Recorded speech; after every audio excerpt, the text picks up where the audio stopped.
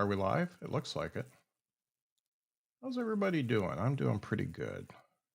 I've got sponsors, I think, starting next week. So I will start talking about them next week. But this week, no sponsors. But I do have a guest that I'm excited to talk to and a lot of things to talk about. My guest tonight is an empowerment coach, a writing expert, in addition to being a great comedian. She has a master's degree in behavior change. I can't wait to talk about that. And is a contributing journalist for Syndrome Magazine. She loves to coach comedians and public speakers, show them how to put on a show, and teach them how to use their creativity for multiple income streams. She was a semi-finalist in the 2019 Ventura Harbor Comedy Festival and in the 2020 Laughs Unlimited Comedy Competition. It is Samantha Bearman. Let's bring her up right now. Samantha. Samantha. Hello. I double clicked that button instead of single clicked it, so I took you in and out real quick. How are you? I'm good. It's been a while since I've heard my bio. Much like many comedians, I need to update it. Yeah. Well, it's one of those things. At least some of that stuff would probably stay on the bio. But I wanted Yeah. to. I wanted to.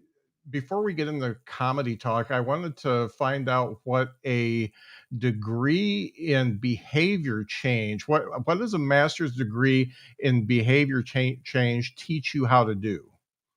Yeah, it's actually a master's in public health with an emphasis on behavior change. Okay. Five there's five specialties of public health and behavior change is one. So the focus of behavior change is why people do what they do and how to continue behavior or reduce behavior or increase behavior. Okay.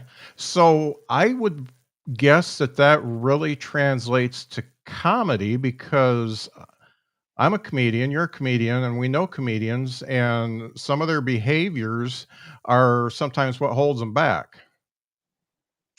Yeah, definitely. I mean, it's an adaptation of the public health guys. What are you doing too much of that you need to do less of, or what could you be doing more?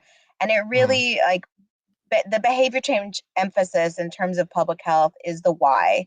Why are mm, we doing these things? mm. And you usually have to ask the why about 5 times before you finally get the real answer. And it's hard and people get really frustrated. But when you get to that fifth level, then you really unlock what has either been holding you back or what has been pushing you forward, really isolating. And both can be incredibly powerful.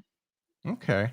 And I'm just because I started with this, I'm kind of doing my interview inside out instead of finding out why you got into comedy. But while we're on the subject, I'd rather dig in. So the behaviors, the comedy coaching that you do, the behaviors that make a good comedian are, you write a lot, you practice a lot, you do all these things, but those things are a given, but we're all individuals and we all have to come about it a different way. So in your coaching, how do you take what you've learned and get them to that fifth level to understand what it's going to take to be a better comedian or a better writer or wherever, a better public speaker, wherever they're trying to go? Yeah. Well, I tell them to stop trying to be like someone else. We Mhm. can be motivated by somebody and inspired. And certainly, I haven't met any comedian who has the audacity to think that there's no other comedian or public speaker who inspires them. But to say that you'll be the next Dave Chappelle or the next Robin Williams, I mean, lofty goals, but there will never be another one. So why Mhm.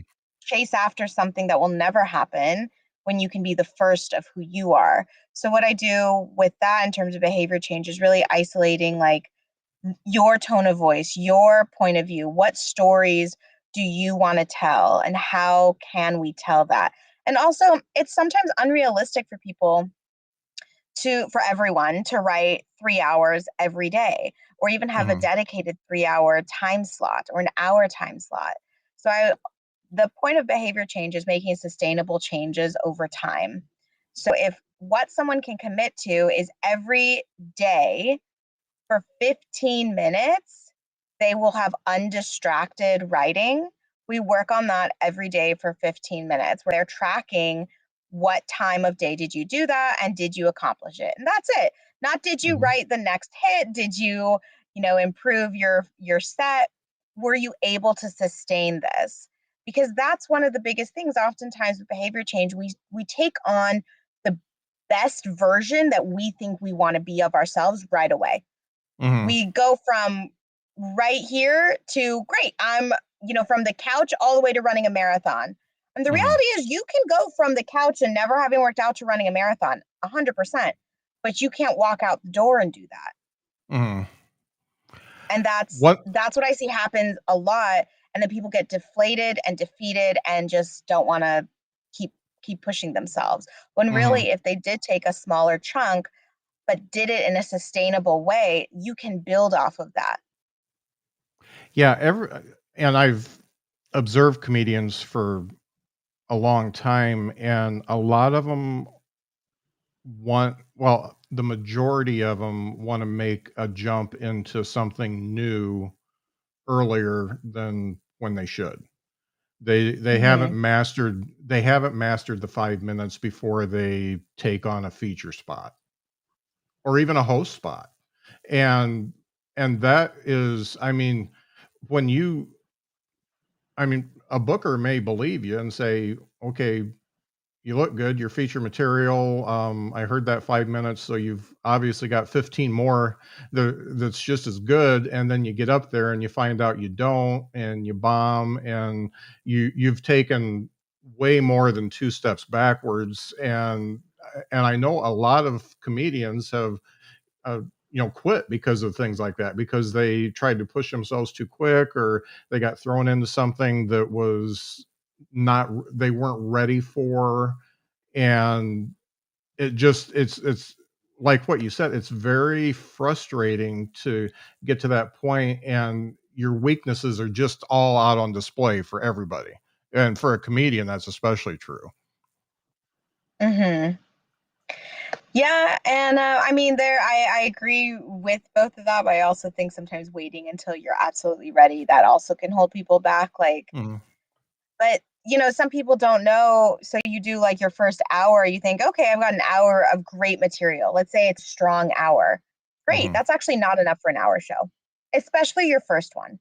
You need Yeah. at least 90 minutes because you are going to talk too fast. You Mhm. just are. So you're going to blaze through that. Also, it might not all hit. So you need something to cover your ass for that. Mhm. The worst thing is if you take a gig for 60 minutes and you can only deliver 45. 15 minutes never feels so long until Yeah. you realize it's all at the end. Yeah. Versus maybe you only had 45 minutes of really solid material. Your 60 got condensed, but you've practiced pacing, you've practiced how to stretch out. You've realized halfway through, okay, I need to make this next 30 minutes. Like I'm going too fast. I need to give myself more pauses. I need to take a bigger drink. Like things to not let the audience know that you're stretching time, but that okay, these are all the things I need to do to keep everyone entertained, to keep the pace going, but to stretch my time out. Okay.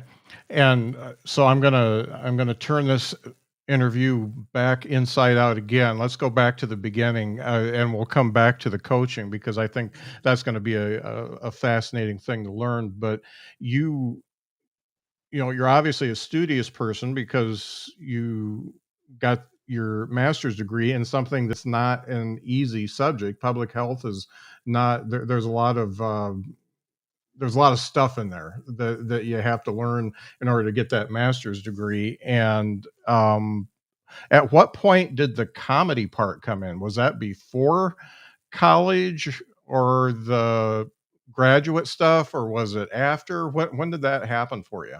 Oh yeah, well before college. I was doing comedy and very interested in comedy since honestly my whole life, but really in high school. Although the theater kids, that was the cliquiest group in my high school. It wasn't the sports people or the jocks or the cheerleaders. Nobody Yeah. really liked them very much. and not like they were the easiest clique to get into, to be honest. A jocker, like you just had to be on a sports team and bada boom, you're there. Go to their Uh-huh. party, no problem. The theater kids, they were the meanest ones on campus because I think they took everything so seriously. They all wanted to be stars right away. I don't know. I'll stick with that. I think it's still true. So Yeah. I never got to break into them. I was always on the outskirts, but we had a student directed show and student written directed show once a year called Holiday Package. And so students could submit skits, and my skit got chosen every year. And I know Mhm. it always pissed off the theater kids because for one show a year, I was the director, I was the writer, and I got to cast, so I still got to be enmeshed temporarily. And Uh-huh. then in college, I joined the improv team that we had there. I was on that for the whole of college, and in graduate school, I joined a professional improv team and was getting paid. And then when I moved back to Santa Barbara, um, there wasn't a team I thought that had people on there that pushed me to a higher level, Uh-huh. um, and or took it as seriously as I wanted to take it. There was talent for sure, but it didn't feel like you're in a room with people who everyone does want to push each other to Mhm. get better. Mhm. It was a good team, Mhm. but nobody wanted to be better than that. Like Mhm. I'm not dissing them at all. They were good.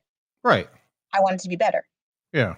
And also I had to drive like 45 minutes one way, 45 minutes back. I was exhausted working full time. So I just decided this is not serving me. I'm going to step into stand up because then it's just me. Mhm. So I'm one of the rare comedians who has done both and And enjoys both.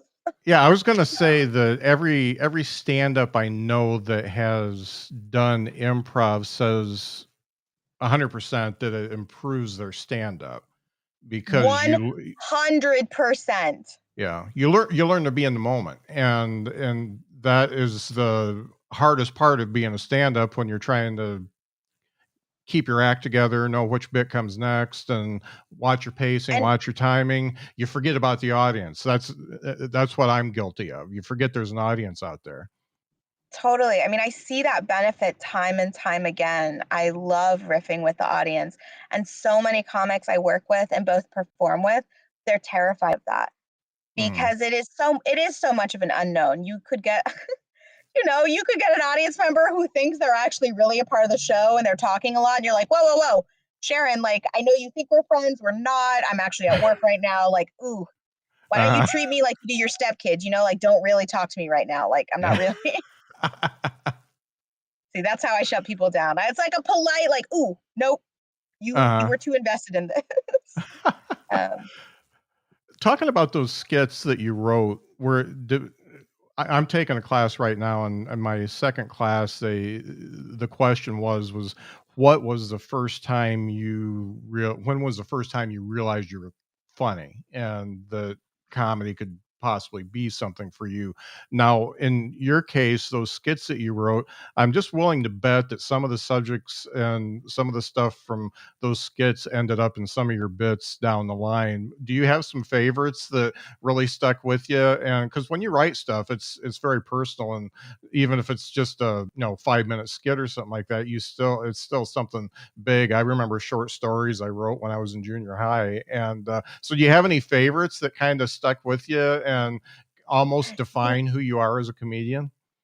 um, not from high school. I will be honest. I was absolutely pandering to what I knew would be selected, Okay. but I knew it was funny. And my writing and me as a person have just evolved, especially changing from improv to stand up. Mm, I do have some material, and like my material is very personal. And over the last year, I've worked really hard to get even clearer on the stories I want to tell and mhm, what do I want to talk about. So for me, certain things that have carried through that I have a joke about my dad. He loves it. He never gets tired of it. I've been telling it for years now. any show he's at, he always asks if I'm going to do it. And I can't always, because if I'm doing a local show, I'm like, there's enough people here who have seen me. I can't like, can't do Yeah. it again. But, you know, and if that's the case, but he's been asking for a while, I'll announce, some of you have heard this. I don't care. My dad's here. I'm going to tell this for him. And he's Yeah. actually the number one cannabis expert in the country Oh, and okay. number two in the world. And so I do talk a lot about like, what was that like growing up with um, the doctor who was at the forefront of the legalization of medical marijuana in a very small, affluent town, where now all of the women, the like Montecito moms, the rich moms who Mhm. used to think like, oh my goodness, I can't believe that Jared had a half joint, like lock him up. Those are the same women who are like, I can't believe you're not drinking water infused with CBD. Do you even Yeah. care? Do you even care about your health? What kind of mother are you? Like, um, so I try and talk about that. I mean, and also being raised in a multicultural home, a multi-faith home. I'm Hispanic and Jewish, but I talk about that I have a cousin who's a priest, and I'm like, I feel like I'm covered on all ends. Like if Uh-huh. one doesn't work out, I'm good. And but yeah, those are the real talking points. I mean, I try and keep it as authentic to what I've lived, what I see, and how I experience the world. Uh-huh. So when you started doing stand-up, where did you find that you had a breakthrough? You knew what your persona was, you knew exactly what you wanted to do moving forward. Was that still college, or when did that happen? I think the first breakthrough did happen at college. I was forced into my first stand up, and I really appreciate it. I was actually running the show, and there weren't enough women on the lineup, as what Mhm. happens, unfortunately. And my boss was like, you're funny, and I'm tired of you not doing something about this. Now, Mhm. I don't encourage or suggest someone, because I did not realize that stand up, like all the writing involved it, because I thought, oh, you just go up and talk. Yeah. Now, there is skill within that, but that is not the same, and certainly not what you should do if you've never written anything before. But that was my first time going up on stage, and it was actually auditioning for Jimmy Kimmel's Funniest College Student in America. So there Uh-huh. was a producer there from the Jimmy Kimmel show, and I'm just like, oh my god. So I went up, and the first time I made the audience laugh, which it's amazing I didn't bomb, to be perfectly honest, but I Mhm. didn't, and I made them laugh the whole time. It was a rush that I'd never felt ever, and Mhm. uh, I didn't win, but that's okay. The guy who won was much more prepared. I mean, it would have been wild if I had. I've been like, there's Yeah. no one at like, okay, like I'm funny, but okay. The producer came up to me after the show, not the winner. Probably talked to him later, and he said, "You are very good at this, and you shouldn't stop because you're talented and you've got Mhm. talent." And I mean, he didn't have to. Who was I to him? Nobody. And Mhm. that's really stuck with me. Um, both the feeling of making a room of strangers laugh because of what I said and how I said it, and having this collective feeling, and then Mhm. also having like, big lights and flashy Hollywood producer. I mean, Yeah. like, yeah, you got it, kid. It's a good feeling. Yeah. Yeah, So let's jump back into the coaching, because I know that this is something that's really important to you to help folks as they are going on their journey. First of all, what types of students, or I wouldn't say students, what types of folks have you mentored, and like age ranges and backgrounds and yeah. stuff like that? So the youngest I've coached was actually 9 years old, and she was hysterical. She was so funny. She talked a lot about obviously her family, but I asked her only 3 times because she had jokes about her parents that I thought were great. We worked on how they were crafted. I just said, have you asked your parents if they're okay with you saying these things? Nothing was mean, but parents make mistakes, and that's all it was. It was certain Yeah. things that they did that were hysterical, and especially to hear it from a 9-year old, it Yeah. was great. And she's like, oh no, they're fine with it. I'm like, okay, great. This is great. Um, but working with her was really fun because I saw the fearlessness in a 9-year-old, not Mhm. knowing where the line is, and also the creativity. She's not falling back on talking about like sexually explicit topics. She's not falling back on cursing. She's not falling back on little things that, I mean, people pepper in that are always, almost always going to make the crowd laugh. Mhm. So I really liked working with her. And then the oldest I've worked with is probably like 62. Okay. And then kind of almost any age in between. Mhm. Um, teenagers, teenagers with me are hit or miss. It depends. Like, 'cause I'm a hard ass and I want them to get something out of it. Mhm. But we work with what we have. And I've also worked with clients who had no interest in getting up on stage, but were going through this comedy coaching more for a healing and a therapeutic element, because there is a lot of writing and Mhm. reframing. And I go over that, like, the stories you tell on stage, they can be true-ish. You are the narrator, you're the entertainer. You can change certain details, like especially if you're very new on the scene, you know Mhm. who's coming up to you. And also, it's your story. It's your story. So if Mhm. you say it happened this way, then that's how it happened. Like, you don't have to so beholden to the truest version of the story. Right. And for example, I had a woman who was going through a breakup, and she did end up writing a whole 5-minute bit. I wish she would have performed it. It was great. And she did it for me because we went through the whole process. And she messaged me a couple months later and said it was actually really fun and really cathartic for her. She had a great time. She changed details, and she said it was probably the quickest she'd ever gotten over a significant relationship. So that was also fun for me. I had never had someone join for a semi-therapeutic element. And I do have Uh-huh. counseling experience, but we didn't do counseling together. We did this comedy coaching. Right. And then I've also worked with clients who are in comedy and are needing accountability. Someone to Mhm. check in on, like, have you done your writing assignment this week? And here are some writing prompts, and here's a different angle, and let's work out the kinks of this. And I also work with students on negotiating pay, on doing press releases, on marketing themselves. And one of my clients has done. We worked together for about 3 rounds, and they're doing amazing now. They're a regular at 3 different clubs. They've started headlining. They're getting paid, and I love seeing that, because Mhm. it's still the wild west out there. There's so much gatekeeping involved for Mhm. for almost anything. Mhm. Oh, yeah. And one of the things, that you are teaching now, in addition to the comedy coaching, is how to put on a show.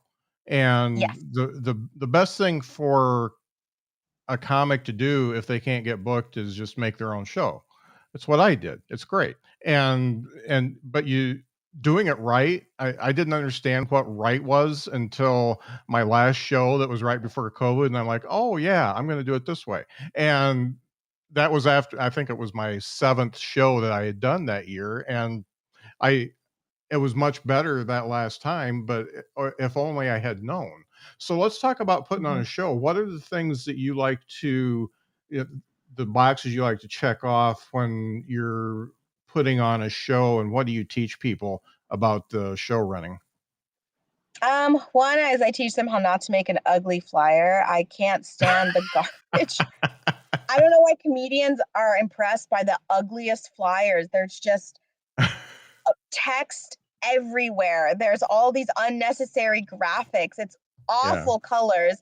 You can't I mean, someone should be able to clearly look at a flyer and know where, when, and how much. At the yeah, absolute basic, that's what they need to know. yeah, And if I'm searching, and also where how to get the tickets, like yeah, those 4 elements.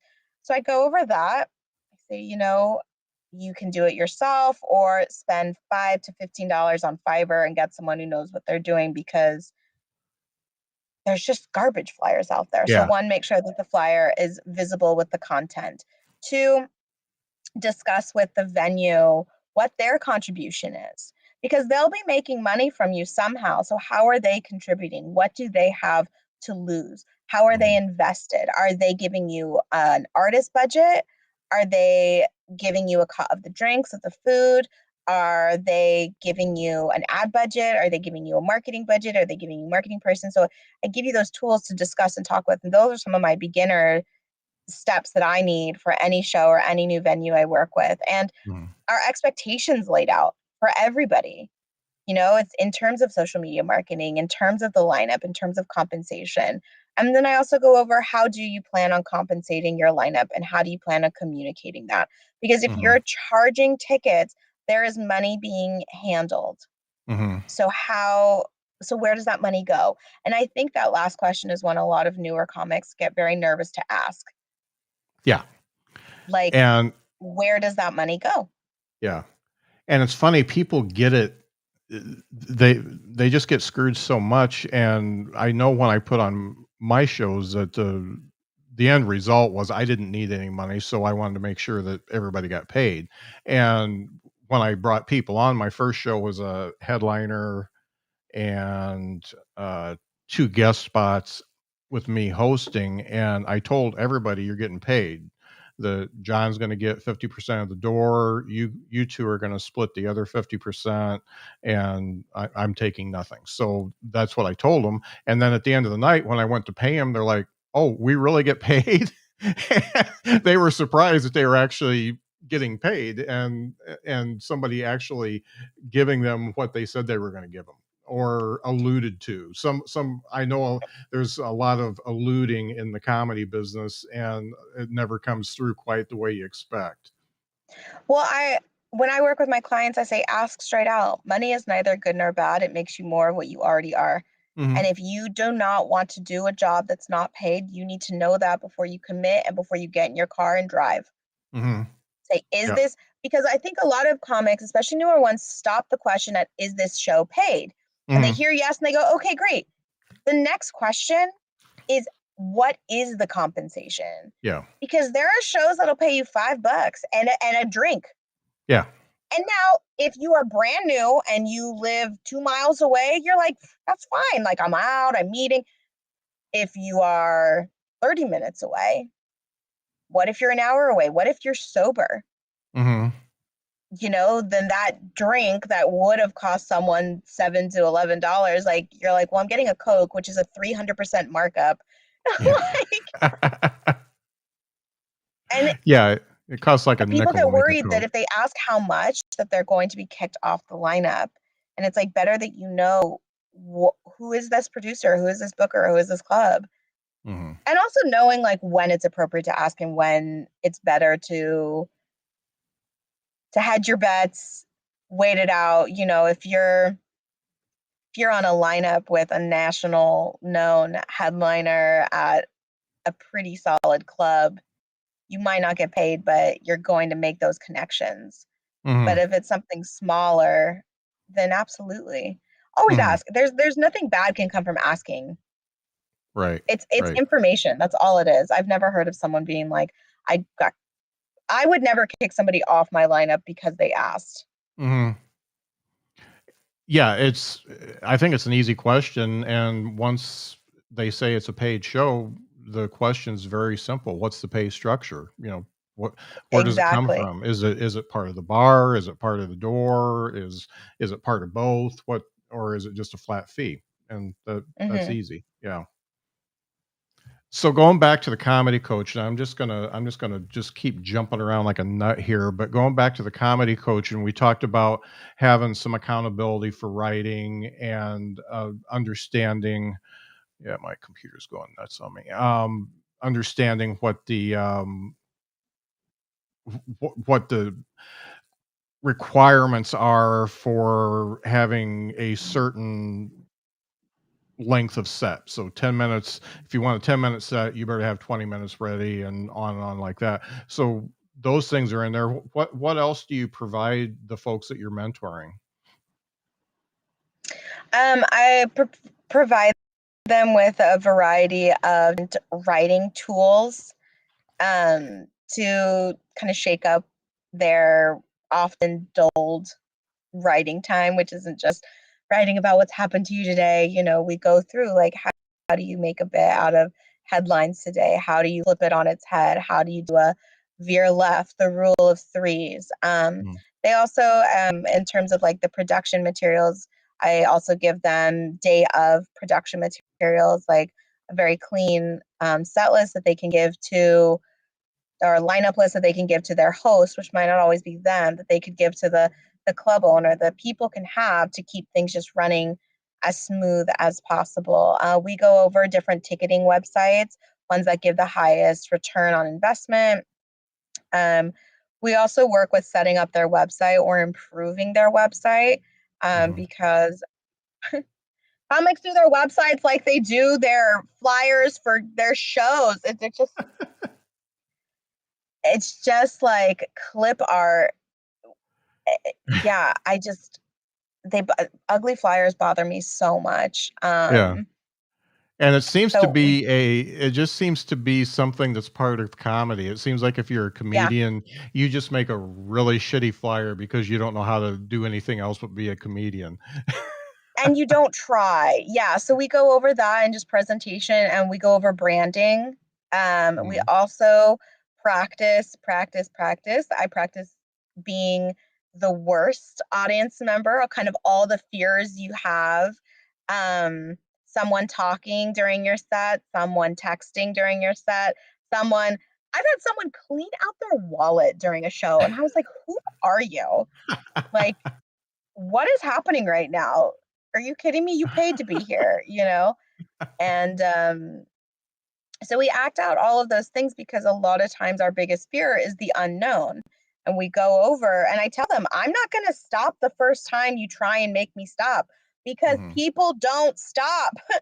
You uh, need to, and I talk about also how the real talent is getting whoever it is that's bothering you to the level that it's interrupting your set, getting them to stop without having the audience turn on you, because I said the mhm, audience didn't come to be made fun of, like, right, to be the entire butt of their joke, and there are more of them than there are of you, and they mhm, will support the audience 8 out of 10 before they all join in. So I'm like, you need to single out that person while keeping the audience on your side.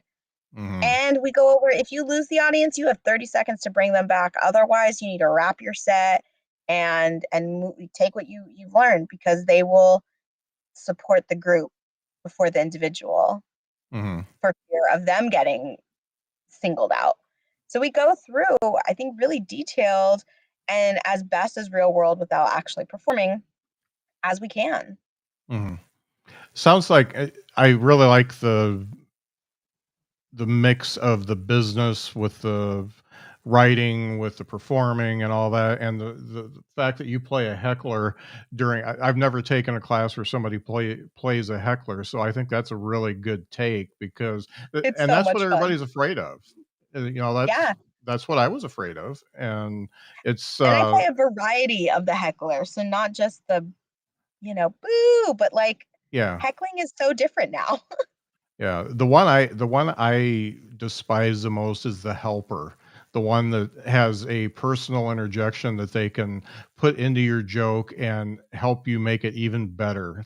I think that's the goal. And yeah, that's Are the you talking one about the people after the show or during the show? during the show where you say something and somebody loudly will say, "Oh yeah, that happened to me," and go on about it and want to be part of the show. So yeah, that's the worst. I'd rather Yeah, have somebody boo me. I don't think I've ever had that necessarily happen. I did have someone who did try and have like, I guess they interjected with like trying to have a conversation, and I said, "Mom, like, if you don't answer my phone calls, we're not going to have a conversation while I'm on stage." And it wasn't my mother. My mother was laughing hysterically. She was actually at the show. So I'll say something, like really call out, like, this is not the time Uh, for you, or there's other things. And I give these tools to my clients. I'm like, these are things you can use or amend how you want. If someone is doing like that, I'm like, oh, hey, did you know that like your date could have brought you anywhere if they wanted to have a conversation with you? They specifically chose bringing you to the one place or your job is to sit down and shut up. So like, Yeah. why don't we Yeah. just think about that? They didn't want to hear your voice. I don't want to hear your voice. Yeah. That's great. One of the things that I got from your website that you talk about is multiple income streams when you're a creative. And I not Yes. you don't you can be a comedian and be a good writer, or you can be a writer who's not such a great comedian, or you can be a Mhm. comedian who performs really well but doesn't really have that great of writing. It's their, it's what they do on stage that makes them funny. So you get all those mix of things, but the real writing types. Can you talk about some of the things that are available to a person who's not only a comedian but can, they can write a blog? Yeah. I mean, one of the not inherently simple, but Fiverr and Upwork are really good starting points for copywriting. Hmm. There's all kinds of copywriting availability that people need who either aren't good at writing or don't want to do it anymore. Hmm. They're, outsourcing that because of a variety of things. I don't need to know the reason. If you pay me, that's what I need to know. Yeah. To check clear, great. I'm gonna do the job. No worries. And so some of that copywriting can be for products that are on people's websites. It also you can also relay that writing, of course, into writing for other journals, being a ghostwriter, and also being a content creator, and not inherently in what we all see as the influencer, because that is using your platform. You can create content for a brand that they use, Hmm. and it has nothing to do with your platform. It's your skill, your Hmm. ability. It looks like authentic creation as if it was from their team.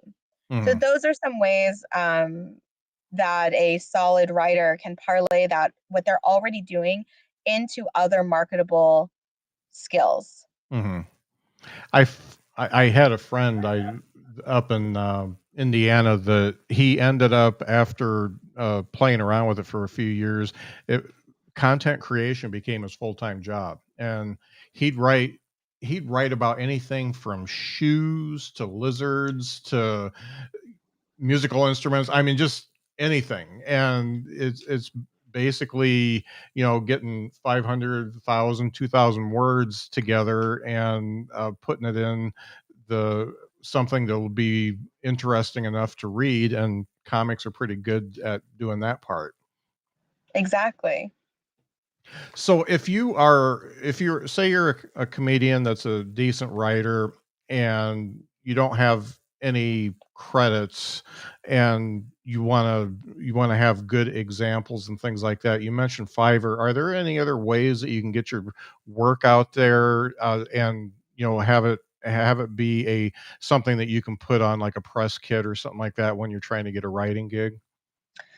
Yeah, I mean, honestly, it does come down to building connections and being open to putting yourself out there. One of my first writing positions I got from asking. I'd met this comedian who's also a producer once, but we'd stayed in touch via social media, on and off. We didn't talk every day. We didn't even talk every week, but we were Hmm. kind of tapped in. And they were launching a website that was meant to bring in money. And I said, are you looking for writers? Here are some topics of things I would like to write about. And I said, I will submit 3 articles to you up front for free Hmm. that you can use and also give me feedback on, is this what you want?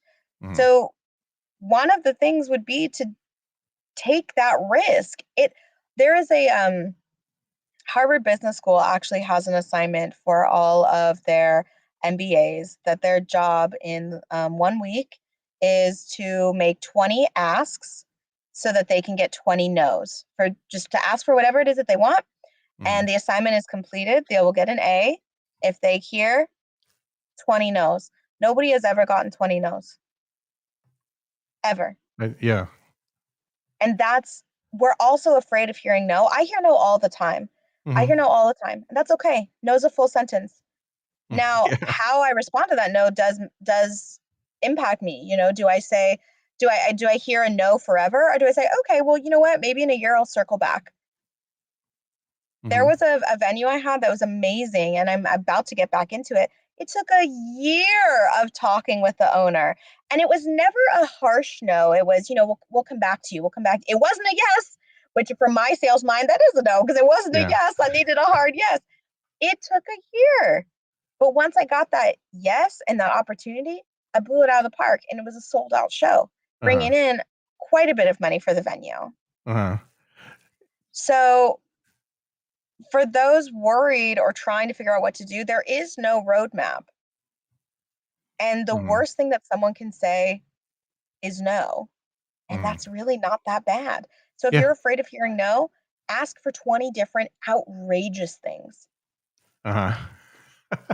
It's funny, I've been in sales for most of my life, so I understand exactly what you're saying, and being in sales really is kind of a boon. It's kind of a help being, as far as being in the comedy world, because you know that a no isn't necessarily a final no sometimes. You either Yeah. have to convince better, or you have to paint a picture, show proof, all that type of stuff, but it's no. Okay, and why are you saying no? Because I want to make sure that I'm better the next time I ask someone, and just keep Hmm. getting that feedback, and then they tell you how to sell to them, basically, if you ask enough questions after that no. So that's one of my favorite things to do.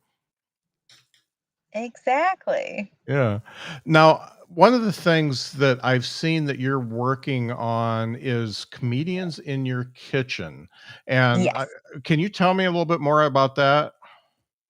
Yeah, absolutely. So, Comedians in Your Kitchen, it is an entertainment show where myself and a trained chef lead audiences through a dish and an elixir of their choosing. We have a menu Mm. of about 25 to 30 items. We've been picked up by many universities across the country. We've done shows at Stanford, at San Diego State University, at Endicott Community College. So, all across the country. Mhm. And even for some corporations for their kind of staff bonding or new type of happy hours. And it's a lot of fun because I bill it as the new way, it's the comedy cooking show you've always wanted. We're the only one in the country that actually has a comedy show aspect along with a live chef show. So we do Uh-huh. everything in real time because a lot of cooking shows, they'll say, for example, chop up the chives and then they'll reach for a bowl and they're already cut up. Uh-huh. Our big idea is that we want to show people you really can, in 45 minutes to an hour, depending on the dish, have a start to finish meal. Mhm. We're prepping with you. And also, I say it's a lot of fun because if you're afraid that you're not going to do something right or that someone's going to laugh at you, I say just laugh at me. I am not a trained chef. I don't know what I'm doing any Yeah. better than most of you on the show. And if I can get the dish done, so can you. And we Uh-huh. play games during it, like Desert Island Spice Edition, My Favorite Knife, just the classics. Yeah. Now, your chef, do you have the same chef at every show, or do you hire a different chef No, for each show? I have different chefs. Just Okay. I have a few on retainer, and we rotate through based on their availability. Because we do get booked out sometimes up to 20 shows a month. So Mhm. sometimes they just get tired and Yeah. we'll take a night off. Um, I have two different chefs. One is her name is Lauren Bragg. You can find her online at the Wellness Vixen. She's the co-owner of Feng Shui Collective. And then my other chef is McKinnon Beaton. You can find him online at Max Meals and Mac Beats, and they're both in their own right very funny. Mac is also a comedian, but on the show he maintains kind of just pure chef status. And Uh-huh. then Lauren is a feng shui expert and a chef, so it's really fun to bring them both on and have them contribute to the show. And our big catchphrase is that you'll leave with a belly full of food and a heart full of laughter. Yeah. That's great. I would never, I watched The Galloping Gourmet when I was a kid, and he was a nut, and he was funny and a chef, but I would have never thought to put those two together, but the way you explain it sounds like a really cool thing. It is very cool. I mean, I've done the We're available for booking, Scott. So if you have excellent, a corporate event or a private event, we're happy to show up. cool, and I'm We going do to put both your virtual and in person. yeah, I'm going to put your website up so that I can find all that too. One of the things I like to ask all the comedians I talk to, and you're like number, I think you're 80. No, you're in the 90s because I'm ahead of the game, so you're in the 90s. But one of the things I like to ask is, what is the best and worst advice you got coming up being a comedian? The best advice I got was actually when I was pushed to do that first show in college by the guy who actually won. I was very afraid, um, and he was going around kind of being a douchebag, if I'm being honest, like kind of like psyching everybody out. And I knew I didn't need to be psyched out. I was already afraid. Hmm. And he comes up to me, and I'd already kind of cold shouldered him. And I said, I was like on the brink of tears. That's how afraid and nervous I was. And I just kept thinking, if this guy says anything to me, like, I don't think I'm going to get on stage. I'm so afraid. And I think he saw that. I think based on what he said next, he said, "Are you about to go on?" And I said, "Yeah, what do you want?" Like, I was so mad. And he said, "Are you nervous?" And I said, "Yeah, obviously." I remember that. Like, I'm just angry so that I'm not crying. And he Uh-huh. said, "I want you to know that you're funny." And I said, "How do you know? Like, I haven't said anything. I'm Mm, not on stage. You don't know. How do you know?" And he goes, "Because you wouldn't be here if you didn't believe you were funny." He mm, said, "Nobody does this if they don't believe that they are." And he goes, "I'm going to tell you something else. The audience knows their job. Their job is to laugh, and they want to laugh. They want you to succeed." So he said, "Get on that stage and just be funny." mm. And it's like sometimes, I mean, I'm sure if someone's like really struggling in this field, they might be like, "That wasn't good advice." To me, that was incredible advice. And I've shared it for years with people Yeah. That's one thing I have because to remind it is true. myself. Yeah, and I have to remind myself before every show that the audience is not against me, they're with me, and you have to bring them along because it's comedy can feel very adversarial if you've had any bad experiences at all, so you expect the bad experience to happen, and you have to have that mantra of, "Hey, they're here to laugh. That that's what they want to do. So you just have to facilitate that and just keep saying that because yeah, sometimes I mean bad experiences just make it so it feels like it's you're going to war with them instead of trying to entertain them." It can. I mean, I'm a big proponent of manifestation. And so I think if you go on stage with the adversarial, then that's what you're going to project. Hmm. I try and take it as this could be the next best show because also when you have a fire show, when everything you say is perfect, Hmm. oh, that feeling is great. Let's Yeah. see. The worst advice I ever got, the worst advice I probably ever got was like, don't ask how much this is paid. I think that's such terrible Yeah. advice. Um, or like be grateful for what you get. I uh don't think that's That's nope. good. Yeah. Now, the other thing I like to ask is, what do you know now as a comedian that you wish you would have known when you first started? Uh, well, like I said, comedians write their sets, and when you watch someone on stage and it seems so natural, that took hours and days and probably weeks of work. I mean, my best shows were ones I put a lot of effort into. And so that's the Mhm. thing. Skill and talent can only take you so far. It is the practice Mhm. that that pushes you over the top. Um, and my favorite compliments are when someone says it felt like you were just talking to me because Yeah. that's how I felt watching comics growing up. That's why I thought naively when I was pushed to do the the Jimmy Kimmel audition Mhm. that it's just someone on stage talking like and being funny and that I'll figure how hard can that be? Yeah. Cockiness and confidence, there's a fine line, but I think in college that's all muddled together. So but yeah, talent and skill will get you far. Absolutely. Mhm. But it is the practice and the effort that will take you farther than everyone you're around. Right, right. That's so true. As far as so on the comedy coaching front, and anybody that wants to get in touch with you to do the coaching, talk about shows, find out when the next comedians, what is it, comedians cooking? Comedians Comedians in in your your kitchen. kitchen. Yeah. So how do people get a hold of you? I've got your website up, but is there any other way that folks can get a hold of you as far as if they want to talk to you? Yes. So I'll just say my website, samanthabearman.com, bear like the animal, man like the overpaid gender. And you can find me on Instagram, TikTok, Facebook, and YouTube under my handle, Sam Bear Comedy. All right. All right. I really enjoyed having you on the show, and I like what you're doing, the mentorship and teaching those new comedians and uh, folks that want to get into this what the pitfalls are and all that before they get out there is really good. And a lot of people wish, including me, wish I would have known that before I got into it. Absolutely. I'm here for people beginning. I'm here for people kind of in the middle, and even here for tenured people who've been in it a while and are just feeling like they've hit a rut or need that accountability.